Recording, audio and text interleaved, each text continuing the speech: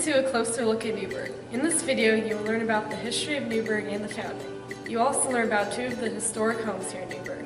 We hope you enjoy learning about your hometown as much as we did. The town of Newburgh wasn't officially founded as we know it until 1924. It took 3 other towns and a few name changes to get it there. Let's take a look at how Newburgh became what it is today. In 1812, President James Madison, the 4th U.S. President, signed a land patent granting the area you all know as Newburgh to John Sprinkle. John Sprinkle, a blacksmith, decided to create a town of 12 blocks with 102 lots. He named the new town Sprinklesburg after himself. It was platted in 1818. Plat. To plat is to divide a piece of land for sale. The town began on the banks of the Ohio River and grew inland. John Sprinkle didn't just start the first town in the area. He also started the first school in his barn. At this time, kids only went to school for about 3 months out of the year, but education was still very important. Even if it was in a barn, they still wanted kids to be educated. A few years after John Sprinkle started Sprinklesburg, Samuel Short bought 82 of John Sprinkle's 102 lots. This new town was known as Mount Prospect. After that, a merchant named Abner Luce platted another 28-lot town and called it Newburgh. Eventually, all 3 of these towns came together as Newburgh in 1841.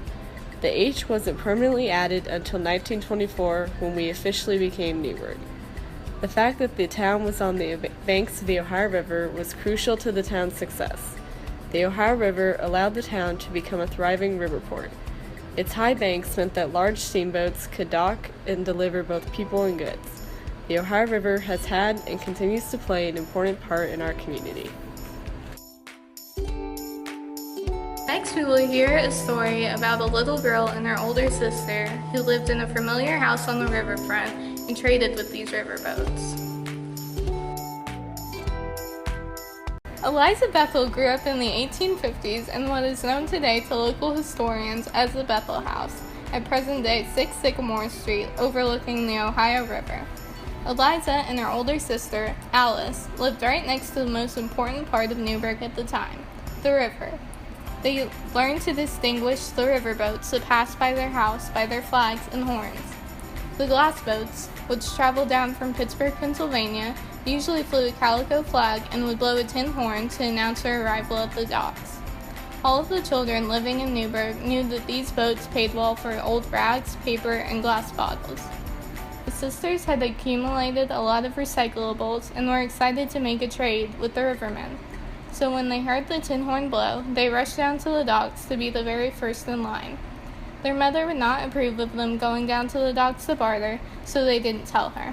They were also careful not to be seen by their father or any businessmen in town, because who knew what they might tell their mother. The boatman slowly counted and weighed their goods, and finally he offered a trade, to take their picture.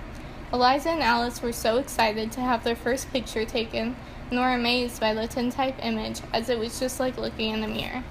Tintype. A tintype is an old type of photograph that was made on a very thin sheet of tin instead of paper.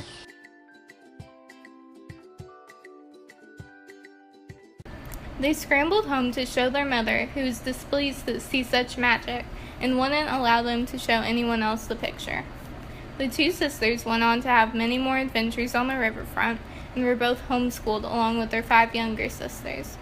Next time you go on a walk along the river trail, you can see the Bethel House across from the old lock and dam amongst other historic houses on the hill, and remember how different life was for the girls living in that house over 100 years ago compared to your life today.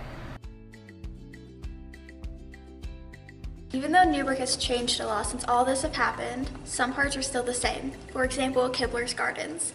I'm assuming most of you have been to the Newburgh Public Pool or to Fortress of Fun. Now, do you remember the big white house by the entrance?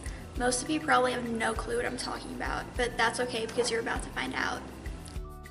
Well, John M. Kibler built the house I'm referring to in 1875. Remember his name, it's pretty important. Mr. Kibler was a tanner and dealer in leather.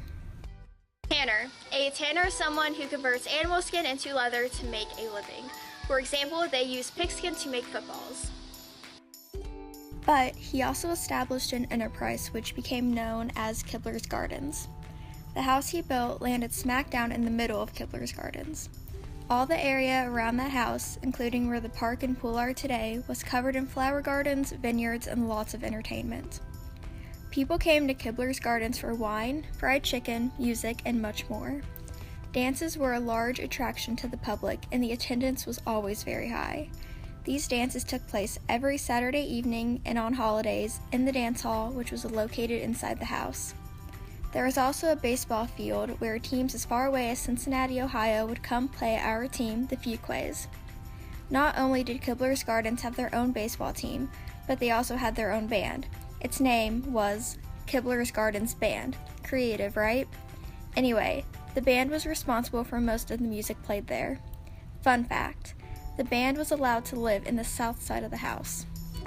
Kibler's Gardens was the largest attraction that Newburgh had to offer at the time. During the summer, families from near and far would come to spend a month or two in the home. Others would only come to spend an hour or two there to hang out and have fun. Now that you've seen a few pictures and learned a little about the house, do you know what I'm talking about? I really feel like Dora the Explorer right now because I'm asking you questions even though I know you can't answer. Anyway, I hope you know what I'm talking about and I hope you learned something about the house. Now, when you go swimming or to the park, you can point to the house and tell your mom or dad everything you learned today about it. Maybe, maybe not. Okay, your choice. The three of us really enjoyed that you took the time to watch this, and we hope that you learned something and enjoyed it.